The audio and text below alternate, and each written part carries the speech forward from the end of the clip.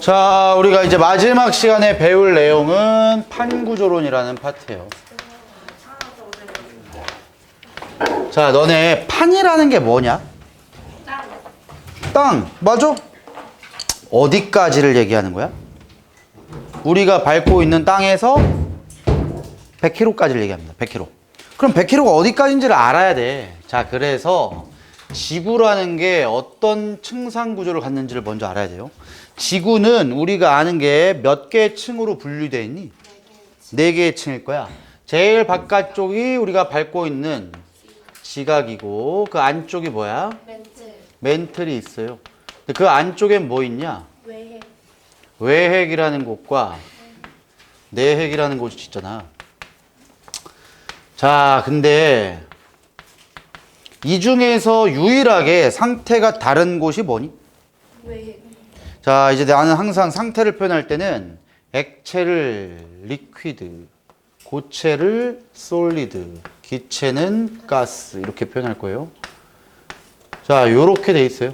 그러니까 유일한 액체 상태가 외핵밖에 없습니다, 이제.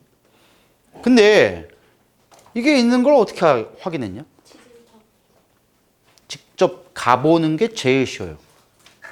뚫고 가보면 돼. 절대 못 갑니다. 지하로 내려가면 내려갈수록 압력이랑 열이 너무 높아지기 때문에 못 들어가. 그래서 이걸 알아낸 유일한 방법은 지진파 분석을 해서밖에 몰라요. 그래서 니네 중딩 때 뭐 P파랑 S파 이런 거 배웠을 거 아니야? 이걸 해가지고 이런 지구 내부 구조가 있다는 걸 알아냈는데 진짜 충격적인 게 이건 완벽한 게 아니라 이론입니다. 이론. 지금 몇 달 안 됐어요? 내 핵 안에 핵이 또 있대요. 여기 안에 핵이 또 있대. 그리고 그 핵이 몇 개인지 모릅니다, 지금. 내 핵 안에, 지금 어떤 일부 과학자는 내 핵 안에 3개의 핵이 또 있다고요. 몰라, 이제. 그러니까 아까 전에도 야, 이거 정확히 모르는 거야. 그러니까 어떤 놈이, 그럼 왜 배워요? 이러고. 아, 그래도 기본 구조는 배워야지. 자, 어쨌든 이렇게 지구에 층상 분류가 나와 있다라고 할 때 우리는 방금 얘기한 것처럼 저 밑에는 뭐 있는지 잘 몰라요. 그래서 고등교육 과정에 지구과학에 나오는 거는 딱 멘틀의 최상부까지밖에 안 나옵니다. 그래서 우리가 배우는 게 판이라는 것까지밖에 안 배우는 거예요. 자, 판을 배우기 위해서 조금 더 확대시키면 이렇게 됩니다. 바다가 있고 바다 밑에도 땅이 있죠. 바다 밑에 있는 땅을 해양지각이라고 불러요. 우리가 밟고 있는 땅은 당연히 대륙지각이라 하겠죠. 자, 그 다음 대륙지각이 해양지각보다 좀 볼록하게 위로 올라와 있잖아. 그럼 볼록하게 아래로도 내려갑니다. 이런 식으로 생겨요.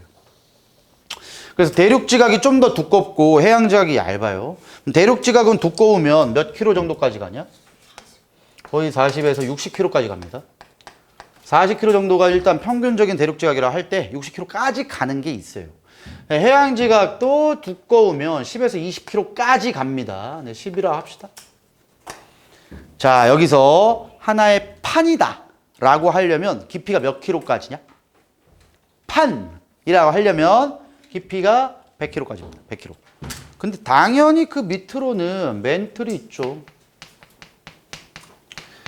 결론, 판은 요 정도까지를 얘기한다라고 하면 깊이가 100km까지를 하나의 판이다 라고 하기 때문에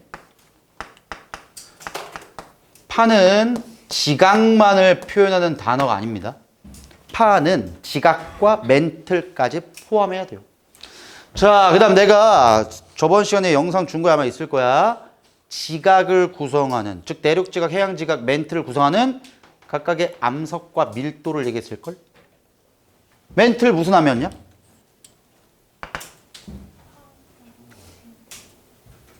멘틀 무슨 암이었어? 내가 분명 영상 있을 텐데. 힌트. 규산염 사면체에서 독립형 구조입니다. 감남암이야. 그래도 아는, 기억나는 인간이 있긴 하네. 나머지들은 벌써 다 까먹었냐? 네. 잘했어. 내년에 또 안 나옵니다, 이건. 규삼 4면체는 내후년에 나와요. 지구학 2에. 지구학 2를 하시면 아마 배울 거예요. 해양지각은 무슨 함으로 되어 있다느냐? 자, 얘가 이제 현무암으로 되어 있고요. 그 다음에 대륙지각이 무슨 함이야? 얘가 화강암이에요. 자, 그 다음에 얘네들의 밀도를 비교해보면 얘가 2.7 정도 된댔을 거야. 그 다음에 현무암의 밀도가 3.0 정도 되고 감남암은 밀도가 3.3 정도 됩니다. 이러니까 멘틀이 제일 무거울 수밖에 없어요. 밀도가 크니까 아래로 내려가겠지. 대륙지각이 밀도가 제일 작으니까 위에 제일 있는 겁니다. 근데 요걸 이제 하나의 판이라고 하고 판을 다른 말로 뭐라고도 부르냐? 요걸 꼭 기억해야 돼. 암석권이에요. 얘는 존나게 딱딱하다 이거야. 근데 요 밑에 깊이가 약 400km까지. 여기를 우린 무슨 권이라고 하냐? 여기를 연약권이라고 합니다. 그럼 이제 또 물어보면 쌤, 여기도 멘틀이고요. 여기도 멘틀이잖아요. 그렇지. 둘 다 멘틀이야. 얘도 멘틀, 얘도 멘틀. 근데 왜 얘는 연약해요? 얘는 지구에서 한참 밑으로 간 거예요. 그럼 온도가 매우 높습니다. 온도가 매우 높은 연약권 같은 경우엔 온도가 너무 높아서 액체야, 고체야? 고체야. 멘틀은 고체예요. 그런데 약간 움직일 수 있어요. 그래서 유동성이 있는 고체다라고도 하고 아주 드물은데 일부 멘틀은 진짜로 녹아 있습니다. 그 녹은 걸 우린 뭐라 하는 거야? 콜마그마라는 거야. 그럼 쌤, 지하로 내려가면 마그마 많잖아요. 거의 없어요. 마그마는 웬만하면 없어요. 근데 마그마 있긴 있거든. 그래서 우리는 뭐라고 하냐면 고체긴 고체고 움직일 수도 있고 약간 녹았다. 그래서 뭐라고 표현하냐? 약간 녹았음. 그럼 지금 약간 녹았음. 그러면 너무 없어 보이잖아. 그래서 부분 용융되어 있다라고 합니다. 자, 그러고 놓고 보니까 얘는 움직일 수 있다며. 근데 문제는 뭐냐면 당연히 지하 깊숙하게 들어가면 들어갈수록 온도가 어떻게 되냐? 높아져요. 그럼 온도가 높으면 어디로 가고 싶어요? 위로 올라가지. 왜? 대류라는 현상 때문에. 그럼 위에 건 온도가 낮으니까 아래로 내려가고 싶어 한단 말이야. 이런 식으로 대류가 가능한 곳이 연약권입니다. 얜 대류가 돼요. 왜? 유동성이 있으니까. 근데 암석권은 대류가 안 돼.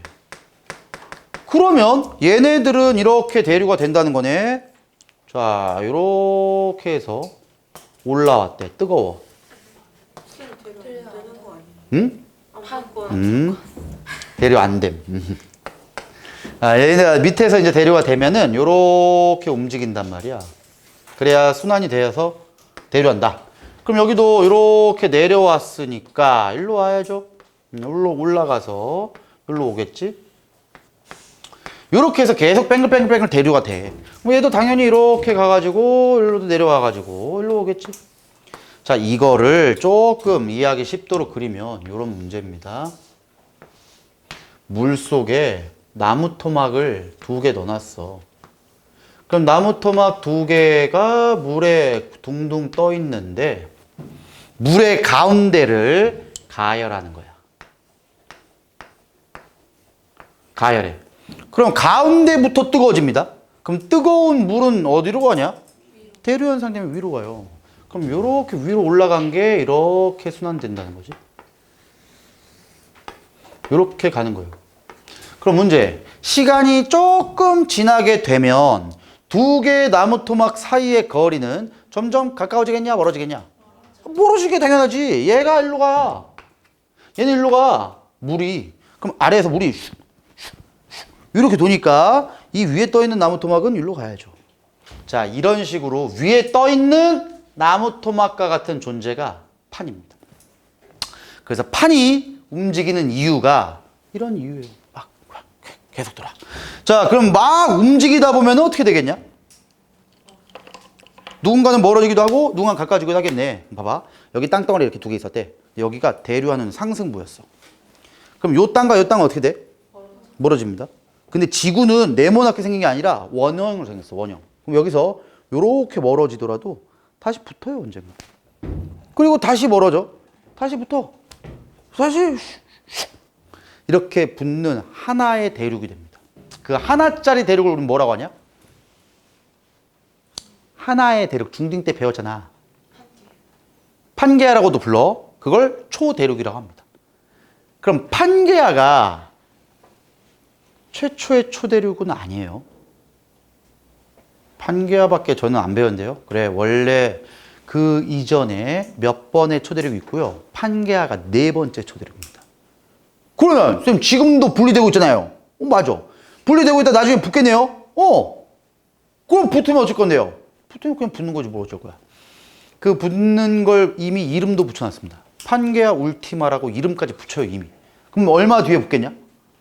좀 있으면 붙어. 약 2억 년 지나면 붙어요.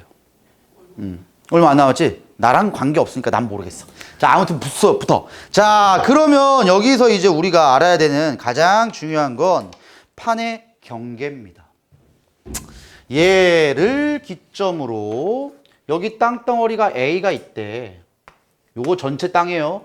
전체 땅인데 그냥 그리기 힘드니까. 여기도 전체 땅 B가 있대. 여기 위에도 C가 있어. 자, 시간이 지나면 지날수록 A와 B는 서로 멀어지니 가까워지니?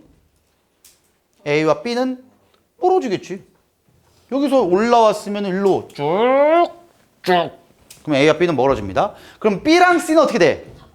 가까워지죠. 그러면서 누군가는 붙었다가 떨어졌다 이렇게 되는데 우리가 아는 판게아는 언제 만들어진 줄 아니? 판게아는 고생대 끝자락에 만들어집니다. 그때부터 떨어지기 시작했어.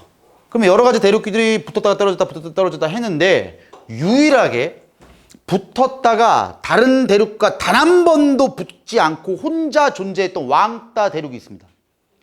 여기가 호주입니다. 이래서 호주는 독자적인 진화가 된 거예요. 그래서 호주에만 있는 동물들이 있잖아. 캥거루도 있고, 캥거루. 쌤, 캥거루 저도 봤는데. 동물에서 본 거 말고, 진짜 사는 건, 너네 호주라는 나라 한번 가보면 알아. 호주라는 나라 가가지고, 공원 같은 데 가잖아? 그럼 공원에 실화야 캥거루가 뛰어놀아요. 아, 진짜로. 그 캥거루가 한두 마리가 있는 게 아니야. 좀 많아. 그래서 나는 호주에서 선생님도 1년 동안 연구원 생활을 했었단 말이야. 그래가지고 호주에서 공원 가니까 공원에 캥거루 그 표지판이 있어. 그래서 캥거루 있나 보네. 저쪽 보니까 캥거루가 막 이렇게 먹고 있어. 그래서 존나 궁금해가지고 거기서 이렇게 다 있단 말이야. 캥거루한테 먹이를 주지 마시오. 그런 걸 모르겠고 설마 먹을까 해가지고 내가 먹던 빵이 있었어. 식빵을 쫙 좋아해가지고 톡 던져봤는데 안 와.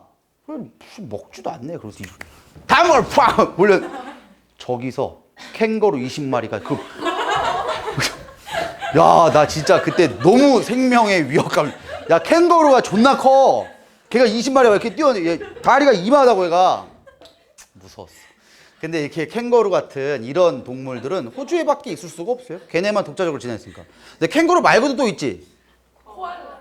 너네 코알라 혹시 동물원 가서 본 적 있냐? 그 동물원 가서 보면은 코알라 뭐 어떻게 봤어? 뭐 그냥 호주에 가면은 또 그냥 나무에 매달려 있어요. 코알라가. 근데 진짜 신기한 거 뭐냐면 동물원에도 코알라가 있는데 움직이는 코알라를 보면 그날 로또 맞은 겁니다. 코알라는 안 움직여요. 뭐 하는 줄 아냐? 그냥 자. 이 완전 미친 잠만 버 새끼야. 얘 하루에 평균 수면 시간이 17시간이에요. 그럼 걔는 뭐 하는데 이렇게 자는 거야? 왜 자는지 아냐? 자, 이 동물은 다 신기하게 진화가 된 결정판이야. 코알라는 먹이가 딱 한 종류입니다. 유칼립투스라는 나뭇잎만 먹어요. 이 나뭇잎은 독을 가져요. 그래서 우리 코알라님께서는 자시면서 독을 해독합니다. 그래서 동물원을 갔는데 코알라가 많대. 난 봤어, 코알라를. 뭐만 본 줄 아냐? 진짜 코알라 엉덩이밖에 못 봤어. 엉덩이밖에 못 봐. 코알라 맨날 자고 있어. 매달려서 자고 있어. 근데 한 마리 움직이는 걸 봤는데 귀엽긴 하더라고. 근데 코알라랑 캥거루 말고 또 있어. 호주만 있는 거. 나무늘보는 다른 데도 있어요. 코알라, 캥거루 말고 오리, 너구리라는 게 있습니다. 오리랑 너구리를 합쳐놓은 것처럼 생겼어. 진짜 이상하게 생겼어. 오리 새끼가 이상해. 아무튼 얘도 호주에만 있어요. 자, 아무튼 이런 것처럼 땅이 움직일 수 있는 이유는 뭐라고 해석할 거야? 땅이 움직일 수 있는 이유는 멘틀의 대류입니다. 멘틀의 대류 때문에.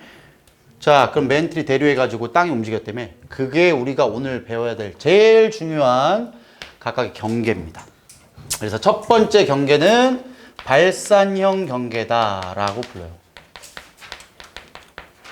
자, 발산형 경계가 저쪽에서는 어디를 지칭하는 걸까? 발산형 경계는 여기입니다. 그럼 발산형 경계는 멘틀 대류의 어떤 부분이다라고 할래? 네, 발산형 경계는 멘틀 대류의 상승 부분에 표현해 있다. 자, 그럼 여기는 판과 판이 멀어진다고 할래? 가까워진다고 할래? 멀어지죠. A랑 B가 멀어진다며. 자, 그럼 여기는 판에 생성이 된다고 할 거야? 소멸이 된다고 할 거야? 자, 왜 생성이야? 그래. A랑 B가 이렇게 멀어진다며. 멀어지면은 비어있는 공간이 있다고. 그럼 얘가 메꿔서 올라온 게 굳는 거야. 그럼 좀 이따가 또 넘어가면은 또 새로운 게 이러면서 판에 생성이 되는 장소가 발산형 경계입니다. 그럼 발산형 경계에서만 관찰되는 지형이 있을 걸 뭐 있다? 가장 대표적인 게 해령입니다. 그 다음 또 뭐 있어? 열곡이라는 게 있고요. 열곡대라는 게 있습니다. 자, 이때 해령이라고 얘기하면은 이건 외워야 된다. 바다에서만 보입니다. 바다에서만 보여요. 나머지는 이제 바다와 육지 다 있어요. 근데 해령만 바다에서 보인다. 자, 그 다음 어디에 있냐? 지역. 장소를 얘기하라는 거다. 너네 가장 대표적인 해령 어디에 있냐? 제일 대표적인 해령. 니네 문제 풀다 보면 나왔던 데가 어디야? 제일 대표적인 곳은 대서양 중앙 해령이에요. 근데 여기 말고 동태평양 해령 이런 곳도 있어요. 그 다음 열곡대 중에는 니들이 아는 열곡대 어디에 들어봤니? 어디? 그렇지. 내가 갔으면 죽을 수도 있었어. 아이슬란드 열곡대. 또 열곡대 아는 거 뭐 있냐? 제대로 암기한 인간이 없구만. 그래. 동아프리카 열곡대. 자, 이런 장소가 있는데, 자, 내가 지금 쭉 쓸 거야. 쭉 쓸 건데, 파란색으로 내가 쓰는 거는 암기가 되면 좋은데, 몰라도 문제는 풀 수 있어요. 근데 파란색의 지역 빼면 나머지는 다 외우셔야 됩니다. 오케이. 자, 이제 두 번째, 수렴형 경계라는 게 있어요. 수렴형 경계는 지금 여기야, 여기. 여기 부분. 자, 그럼 수렴형 경계는 멘틀 대류의 어떤 부분이라는 거니? 멘틀 대류의 하강 부분을 얘기합니다. 자, 그럼 여기는 판과 판이 가까워지니 멀어지니? 가까워지죠? 아까도 얘기한 것처럼 B랑 C는 점점 가까워질 겁니다. 자, 그럼 여기는 판에 뭐가 된다고 할래? 소멸이 된다. 점점 없어져요. 자, 좀 이따 뭐 섭외평 경계 이런 거 할 거니까 그때 보십시다. 자, 여기는 대신 두 개로 먼저 분류를 해줘야 됩니다. 자, 첫 번째, 두 번째 차이가 있기 때문이에요. 첫 번째는 충돌형 경계라고 나오고 두 번째는 섭입형 경계 이렇게 나와요. 자, 그럼 두 가지를 다시 분류한 이유가 뭐냐? 가장 큰 차이점이 뭐야? 충돌형 경계는 밀도 차이가 없습니다. 그러니까 똑같은 새끼 두 마리가 만났다 이거야. 근데 섭입형 경계는 누군가는 밀도가 크고 누군가는 밀도가 작아요. 그래서 밀도의 차이가 있는 두 판이 만날 경우를 섭입형 경계다라고 불러요. 그러면 제일 대표적인 지형, 충돌형 경계에서는 어떤 지형이 나와? 습곡산맥이 나와요. 대신 얘는 어떤 판과 어떤 판만 만나냐? 항상 이렇게 외워야 돼. 대륙판과 대륙판이 만날 경우만 충돌형입니다. 자, 그럼 여기에 있는 습곡산맥 중에 제일 대표적인 습곡산맥이 뭐냐? 여기가 히말라야 산맥이에요. 자, 그런데 섭입형 경계면 밀도차가 있어야 된다며. 그래서 제일 대표적인 거는 대륙판과 해양판의 경계야. 이럴 경우에 뭐가 만들어진다라고 했냐?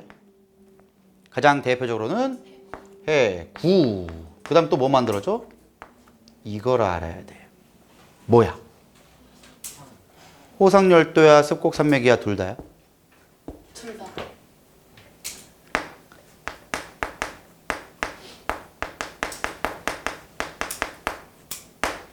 많이 있습니다.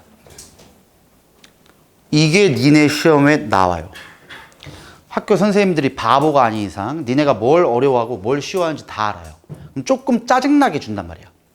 대륙판과 해양판이 만날 경우는 호상열도는 안 나옵니다. 안 나와요. 습곡산맥만 나와요. 자, 그럼 여기에 있는 해구 제일 대표적인 데가 어딨냐? 일본 해구입니다. 그럼 습곡산맥은 뭐가 제일 대표적이냐? 여기가 안데스 산맥이 나오는 거예요. 자, 그런데 해양판과 해양판이 만나도 섭입형 경계입니다. 그럼 쌤, 해양판은 밀도가 3.0이잖아요. 맞아. 근데 왜 밀도 차이가 있어요? 왜 있다랬냐? 바다는 깊이가 다 달라요. 그럼 조금이라도 깊은 바다가 있을 거고 깊지 않은 바다도 있거든. 이러면 해양판의 밀도 차이가 생깁니다. 그래서 모든 해양판마다 밀도가 다 똑같지는 않고 이건 평균적인 밀도입니다. 그래서 해양판과 해양판이 만날 경우에도 섭입형 경계가 발생합니다. 이렇게 될 때 만들어지는 제일 대표적인 곳이 뭐야? 지형. 여기도 해구예요. 해구는 양쪽 다 있습니다. 그 다음이 호상열도가 있다. 그럼 제일 대표적인 해구, 해양판이 만날 경우 해구가 뭐야? 여기가 마리아나 해구예요. 호상열도는 뭐 알루샨 열도 이런 데 있는데 쿠릴 열도 같은 거 안 나옵니다. 우리는 이 정도만 알면 돼요. 그런데 마지막 다른 경계가 또 있어요.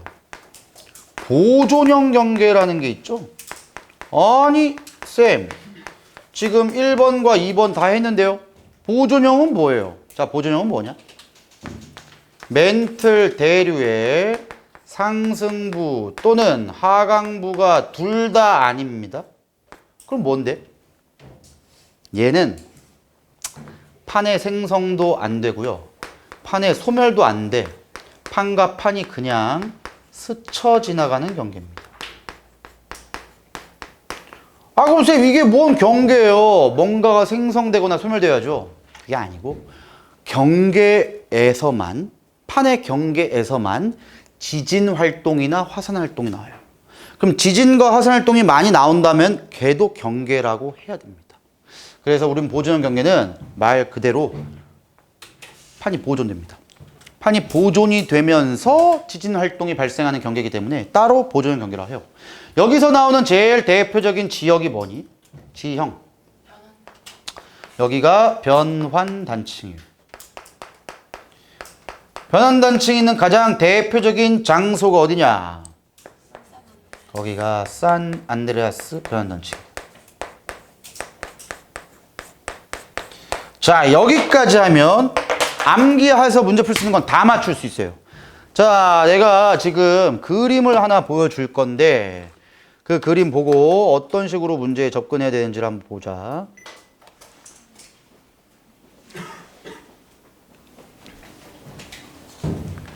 일단 내가 아까 얘기한 대로 저기 오른쪽에다 필기한 것 중에 파란색은 몰라도 됩니다.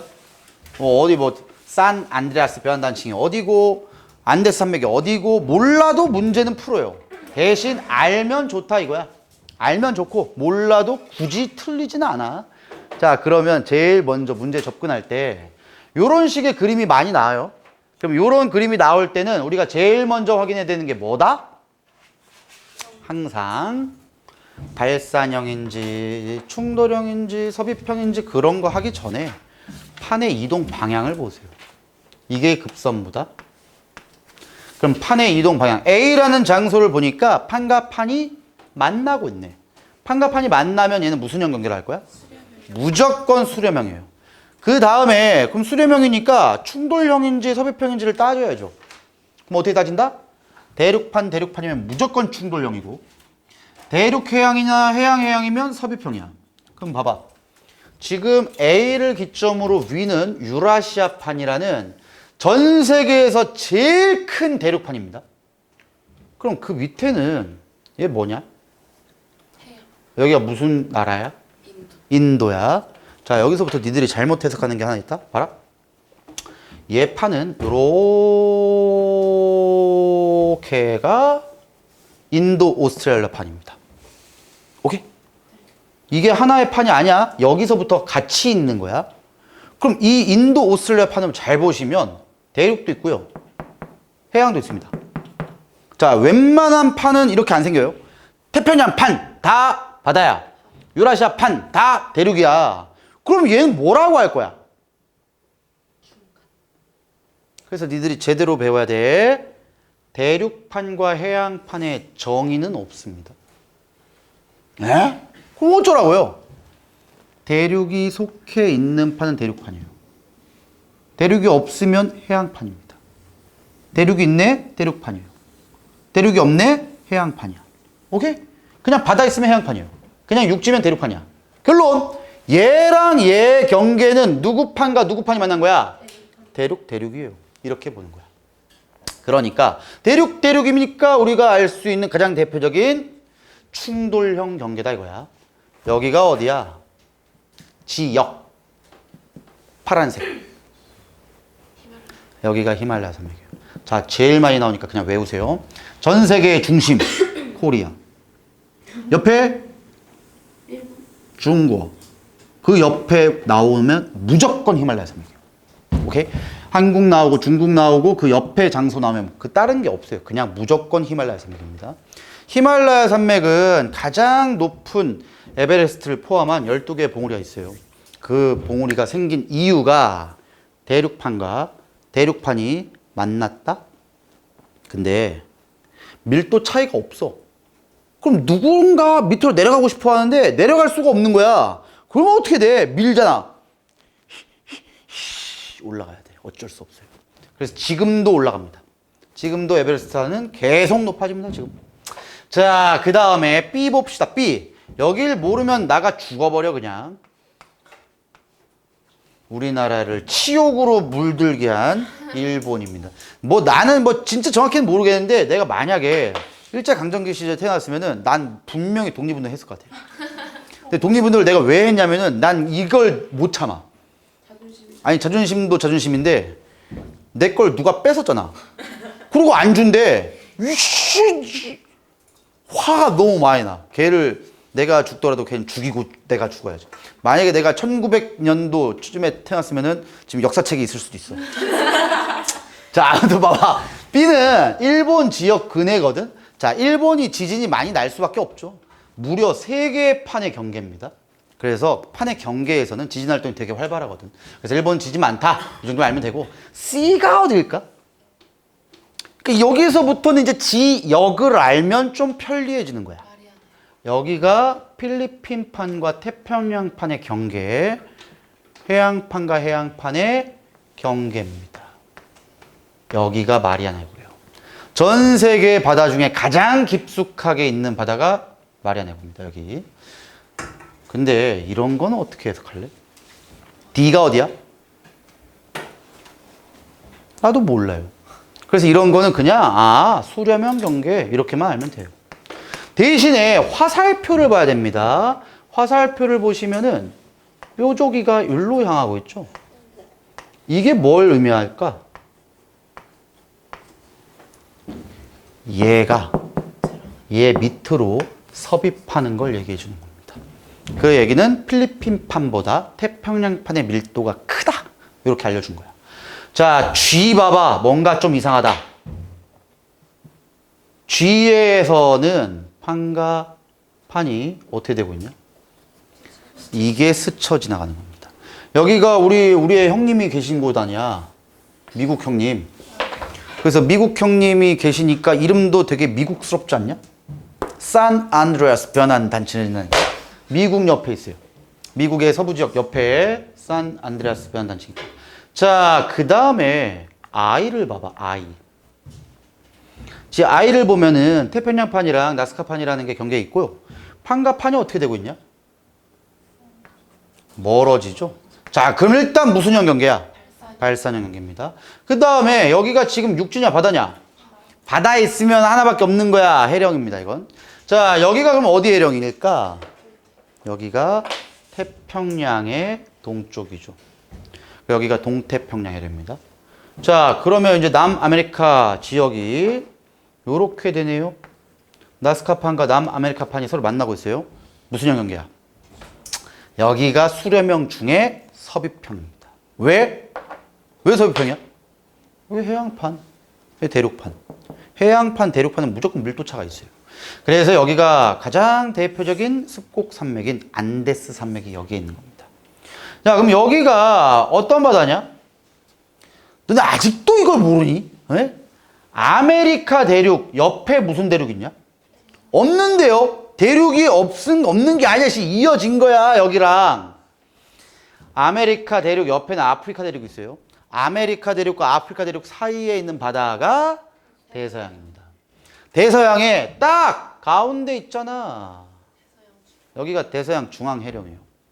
이런 것들 정도를 암기가 되면 훨씬 편리하게 문제를 풀 수 있다는 거예요. 자, 그런데 지금까지 배운 걸 기점으로 추가적인 게 몇 개 들어가야 됩니다.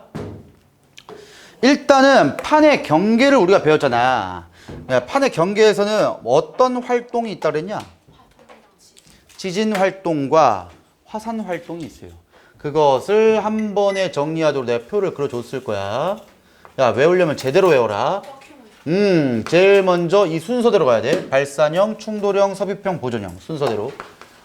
발산형 경계, 충돌형 경계, 섭입형 경계, 보존형 경계에서 나오는 지각 변동은 크게 보면 3개입니다. 지진이 가장 가까운 곳에서 나는 지진을 천발 지진이라고 불러요. 그 다음 굉장히 깊숙한 곳에서 지진 나면 신발 지진이라 부르고, 화산활동 나오니 이렇게 물어봐요. 이렇게 하면 내가 법규 모양을 그리면 된댔어. 뻑큐 모양을 그려야 돼. 그럼 어디서 그려? 어디서 뻑큐를 그릴 거야? 섭입형 경계에서 뻑큐를 그립니다. 섭입형 경계에서 뻑큐 모양을 딱 그려. 요게 나옵니다. 나옴. 근데 오른쪽 맨 위에 점 한 개 찍어. 오른쪽 맨 위에 점. 이러면 나머지 다 X예요. 요렇게만 알면 돼요. 이건 반드시 외웁시다. 제발 부탁인데 뻑큐만 외우지 마라. 욕만 외우는 거야? 이게 가끔 많이 수업할 때마다 얘기하니까 애들이 이제 시험 볼 때 나다! 과학준 새끼 뻑큐. 좀 팍! 그리고 이걸 기억을 못해. 야, 순서를 알아야 뻑큐 모양에서 풀 거 아니야. 이 순서 외워야 돼, 이거 반드시. 그래야 맞출 수 있어요. 자, 근데 도대체 천발 지진이랑 신발 지진은 도대체 어느 정도까지 나타나 지진인데? 자, 한번 섭입형 경계를 그려볼게. 요렇게 섭입이 되고 있대. 얘가 A판이야. 그럼 얘가 쭉 B판. 그럼 판의 경계는 어디니? 판의 경계는 딱 A랑 B가 만나는 지점. 요 정도가 경계예요. 그 다음에 당연히 마찰이 되면서 지진 나는 거거든. 이런 데가 다 지진 나요, 이렇게. 근데 지진이 약 70km. 여기 정도에서 지진이 나는 걸 천발 지진이라 합니다. 천발 지진. 근데 신발 지진은 깊어야 되잖아. 어느 정도로 깊어야 되냐면 400km보다 깊어야 됩니다. 400km보다 깊으면 드디어 신발 지진이 나온다라고 표현을 해요. 그러니까 섭입형 경계는 계속 쭉 들어가니까 굉장히 깊숙한 곳에서 지진이 날 수 있는 거야. 그럼 쌤, 요 가운데 뭐 없어요? 있어. 중발 지진하고. 이건 니네 학교에서 잘 안 다룹니다.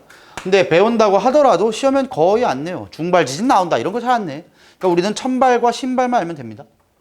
자, 그러면 여기서 지진이 다 나오잖아요. 이렇게. 문제가 있어. 일단 먼저 개념부터 합시다. 지진이 여기서 났대.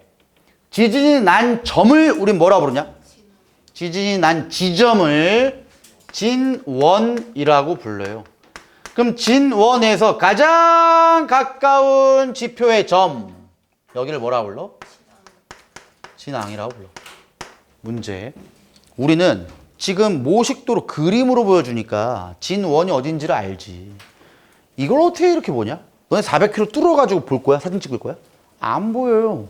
우리가 볼 수 있는 유일한 사진은 항공샷이야. 이 위에서 찰칵하고 찍은 겁니다. 그럼 우리가 볼 수 있는 거는 진앙밖에 못 봐요. 그럼 진앙이 어딨나 보니까 여기가 A판, 여기가 B판이면 지진이 난 점 몰라. 대신 진앙밖에 몰라요. 이런 식으로 천발 지진이 나와요. 근데 신발 지진 나온 걸 보니까 여기서 났대. 자, 이걸 토대로 누가 누구 밑으로 섭입하는지를 아셔야 됩니다. 누가 누구 밑으로 섭입하는 거야? A판이 B판 아래로 섭입합니다. 어떻게 알아? 항상 이렇게 얘기하면 돼. 신발 지진이 나오는 새끼가 섭입당하는 새끼입니다. 그럼 여기서 신발 지진 나와. 그럼 판 경계에서 섭입당하는 쪽에서만 신발 지진 나와요. 섭입당하는 새끼 쪽에서만 신발 지진 나오기 때문에 A판과 B판 중에 누구의 밀도 크다? A판의 밀도 큰 겁니다. 그런데 자, C랑 D라는 다른 판도 있었대. 근데 C랑 D는 이런 식이었대.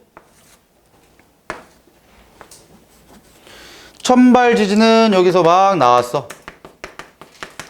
근데 C랑 D는 신발 지진 나온 걸 보니까 여기서 나왔어. 자, 그럼 지금 방금 얘기한 것처럼 누가 누구보다 밀도가 크다고 할래? C가 D보다 밀도 큰 겁니다. 왜? D 쪽으로 신발 지진이 나왔으니까 C가 D 밑으로 섭입한 거야. 근데 신발 지진이 나온 거리가 다르지. 야, 이걸 토대서 알 수 있는 사실이 뭐였니?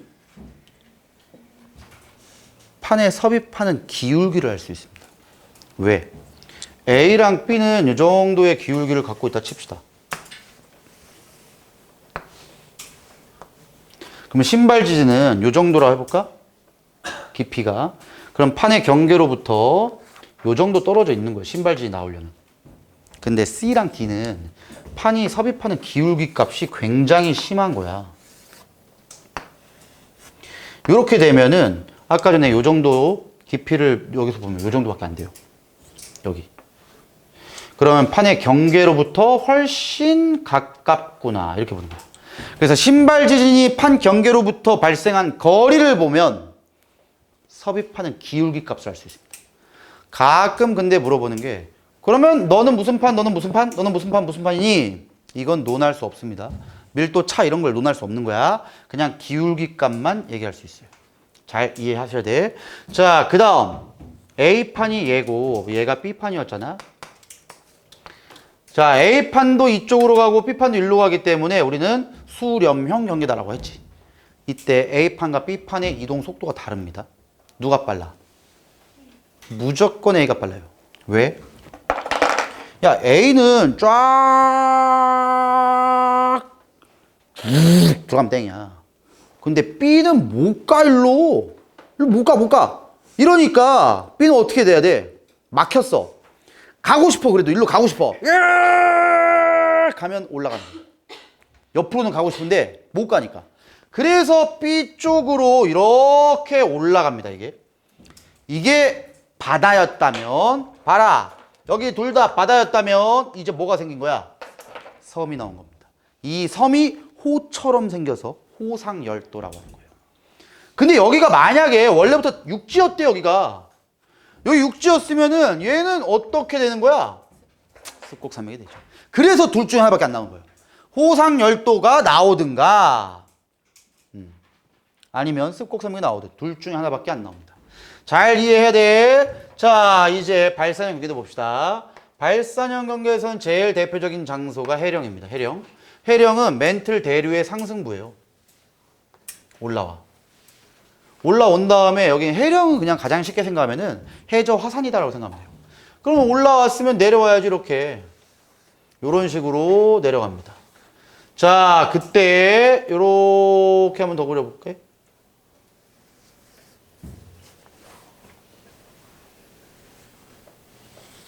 자, 여기 장소를 A, 여기 장소를 B, 여기 장소를 C라고 하면 A, B, C로 가면 갈수록 내가 세 가지 물리량이 바뀐댔죠?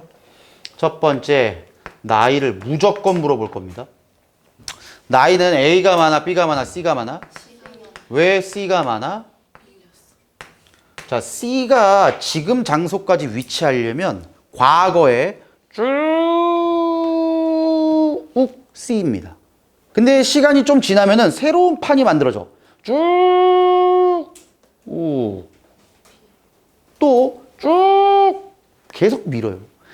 판의 경계에서 멀수록 나이가 오래된 겁니다. 잘 이해하시고 두 번째 뭐도 바뀐다. 수심의 깊이도 바뀌어요. 수심의 깊이는 그냥 바닷물의 깊이예요. 그럼 A는 바닷물이 여기까지밖에 없으니까 B는 C는 C로 갈수록 바닷물의 깊이가 깊어지는구나. 이렇게 얘기하면 되고 마지막 한 개 더 뭐 퇴적층의 두께도 C로 가면 갈수록 두꺼워집니다. 퇴적층의 두께는 요거요. 요 두께. 자, A보다 왜 C가 두꺼울까? C는 생성된 지 오래됐거든. 퇴적물들이 쌓일 수 있는 시간이 굉장히 오랫동안 쌓일 수 있기 때문에 퇴적층의 두께도 두껍다. 이렇게 얘기하면 돼요. 자, 그 다음 변환단층도 해봐야겠다. 판과 판이 스쳐 지나간다며. 그러면 내가 이런 거는 좀 알고 있는 게 좋아요. 어디에서 많이 만들어진댔냐? 요건 외우세요. 해령 주변에서만 만들어집니다. 보존형 경계는. 자, 그러면 얘도 한번 볼게. 요렇게 해가지고 여기가 해령이야. 그 다음에 여기도 해령이야. 너네 해령은 판과 판이 어떻게 되는 장소냐? 해령은 판과 판이 양쪽으로 멀어지는 경계거든. 그럼 얘쪽도 일로, 얘쪽도 일로. 그럼 뭐가 생겨? 여기가 문제가 생겨. 무슨 문제 생겨요? 위에 쪽 판은 일로 가. 아래쪽 판은 일로 가. 그러면 봐. 소리가 마찰이 된다고. 이때 요게 나오는 겁니다. 지진이 나오는 거예요. 그래서 보존형 경계에서도 지진 활동이 나오기 때문에 판의 경계라고 표현을 하는 거예요. 당연히 화산은 절대 안 나옵니다. 근데 가끔 이 문제를 낸다.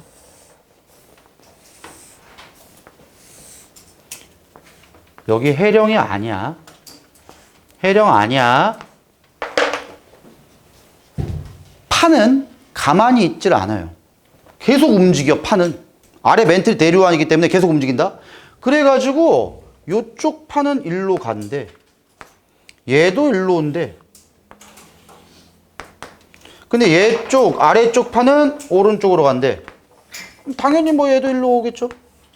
야, 이러면은 여기선 이렇게 판과 판이 스쳐져 나가지 않냐? 그럼 얘보다 얘가 보존형 경계가 훨씬 많죠? 그럼 얘는 다 변환단층이다? 아니야. 이건 판의 경계가 아닙니다, 이건. 왜요? 자, 새로운 판과 새로운 판이 생성되는 스쳐 지나가는 경계만 보존형 경계랍니다. 변환단층은 여기서만 나와요. 너는 그래서 항상 문제 풀 때는 해령 주변인지 아닌지가 그래서 중요한 거야. 그래야 보존형 경계를 한다고. 그럼 얘는 뭐라고 하냐면 그냥 주향이동 단층이라고 부르는데 이건 너무 어려워요. 니들이 볼 때. 지구학 2에 나와야 돼. 얘는 판과 판이 스쳐 지나가진 하긴 하지만 전체 판이 다 스쳐 지나갑니다. 이걸 단열대랍니다. 대신 중요한 건 얘는 판의 경계라고 부르지는 않는다는 겁니다. 요 정도까지도 기억 잘해야 돼요. 자, 제일 기본적으로는 이렇게 됩니다. 자, 일단 그 다음에 마지막 이거 멘붕하고 끝내자. 화산활동이 있다며. 너네 화산활동이 있으면 화산활동으로 밖으로 나가는 모든 물질을 화산분출물이라고 불러요. 그럼 화산분출물 중에는 고체, 액체, 기체가 다 나옵니다. 문제. 화산활동으로 생성되는 액체가 뭐야? 용암. 마그마라면 안 돼. 마그마는 지하에 매장되어 있을 때만 얘기하는 거야. 마그마가 지표로 올라오면서 기체를 다 확 날려요. 그럼 순수하게 남은 액체 물질만을 용암이라 하는 거예요. 그럼 내가 지금 얘기한 것처럼 기체 물질이 나온다는 거죠. 이 기체 물질을 뭐라고 하냐? 화산세수. 화산가스라고 합니다. 이 가스 중에 제일 많은 양이 뭐야? 1등 가스. 수증기입니다. 수증기가 제일 많아요. 물론 이산화탄소도 있고 이산화황도 있고 다 많은데 수증기가 제일 많습니다. 그럼 고체 물질을 뭐라고 하냐? 얘를 화산 쇠설물이라고 해요. 그리고 입자가 작은 것부터 순서대로 진재력 암괴라고 외우세요. 진재력 암괴. 이게 뭐야? 앞에 화산만 붙이면 됩니다. 화산진, 화산재, 화산력, 화산암괴. 원래는 화산탄 이런 것도 있어. 이 중에 우리가 아는 게 뭐 있냐? 이거죠. 자, 화산재는 그래서 기체라고 하면 안 된다고요. 화산재는 고체야. 야, 여기도 지금 먼지가 많단 말이야. 먼지가 기체냐? 고체지. 먼지도 고체 물질입니다. 화산재도 고체야. 근데 화산재가 뭐가 좀 우리가 알아야 되냐? 저 새끼는 너무 작은 고체예요. 그래서 공기 중에 잘 떠 있어. 이노마가 화산 활동으로 뿌악 하면은 화산재가 우악 나가서 어디까지 간댔어? 성층권까지 갑니다. 근데 성층권은 문제가 심각한 곳이에요. 뭐? 대류가 안 돼요. 그럼 성층권까지 화산재가 가버리면 화산재는 그냥 가만히 머무릅니다. 그래서 그 화산재가 머무르고 있을 때 태양 복사 에너지가 들어오면 팍 나가게 시켜요. 그래서 화산 활동이 있었다 라면은 우리가 지구의 온도가 어떻게 된다라고 배웠냐? 내려갑니다. 우주로부터 들어오는 태양 복사 에너지를 일부 차단하기 때문에 지구의 온도는 내려갈 수 있어요. 그럼 선생님 지금 지구온난화인데요. 화산활동 한번 터지면 좋네요. 그렇지, 좋습니다. 오히려 좋아요. 지구온난화의 입장에서는 좋아, 아주 좋아. 근데 쌤! 화산가스에 이산화탄소 많다고 제가 들었는데요. 많습니다. 그럼 니네 생각 잘해봐. 이산화탄소는 지구온난화를 일으키는 주범이에요. 그럼 온도 높아지잖아. 근데 화산재로 의하면 온도는 내려가. 그럼 답은 뭐야? 답은 내려갑니다. 에? 이산화탄소 많이 나와도요? 자, 얘기해줄게. 이산화탄소가 많이 나와서 지구의 온도가 높아지기 위한 시간은 약 200년 걸립니다. 100에서 200년이요. 그게 효과를 발휘하려면. 화산재는 즉각 반응이다. 빡! 빠박! 그래서 무조건 떨어져요. 온도 높아진다면 안 돼. 화산활동으로 인해서는 온도가 낮아진다. 자, 화산은 장단점이 뚜렷합니다. 장점은 뭐 있냐? 화산에 장점이 있어? 있어. 화산 가스나 용암 성분이 굳으면 화산이 약간이라도 활동에 의해서 황 성분이 나거든. 그때 약간의 식물들이 훨씬 더 잘 자랄 수 있도록 해주는 성분이 되기 때문에 땅이 비옥해집니다. 또 장점. 용암이 막 이제 흐르기 전엔 마그마의 형태로 지하에 매장돼 있잖아. 그럼 마그마가 가다가 건드리는 물이 있어요. 지하수입니다. 그럼 가다가 지하수 있으면 쉐끼. 그게 뭐야? 온천이 됩니다. 관광자원으로 아주 크게 이용해요. 만약에 니네가 땅 팠는데 뜨거운 물이 막 나와. 너네는 로또 맞은 겁니다. 그냥. 온천을 발견한 거거든. 오늘부터 열심히 땅 파세요. 자, 근데 장점이 또 있어요. 그 마그마가 굳어버리면 화성암이 되거든. 그때 굳을 때 광물 자원 같은 게 많이 만들어집니다. 아무튼 이러면서 장점도 있고 단점도 당연히 있죠. 자, 지진도 장단점이 있어요. 지진의 단점은 다 알지. 뭐 지진 나가지고 쓰나미 같은 거 오면 다 죽었잖아. 근데 장점이 뭘까? 장점이 있어요, 지진이. 지진 나면 뭐 일부 저 쪽파리들 죽어서 그게 장점이었나? 그게 아니야. 장점이 있다고. 장점은 지진이 있을 때 무조건 지진파가 옵니다. 그걸 분석해서 지구 내부 구조를 하는 거예요. 이런 게 장단점이 있다. 자, 지구과학 마지막 파트까지 수업했으니까 이제 진도는 거의 끝난 건데 우리가 아직 원래 오늘 했어야 되는데 못한 게 물의 순환, 탄소 순환 이런 거 있어요. 자, 20분 컷입니다 이거. 다음 주에 하면 끝나요. 그래 별로 안 어려우니까 문제 충분히 풀 수 있을 거야. 나머지 문제 집에 가서 다 풀어봅시다. 다음 주에 보자.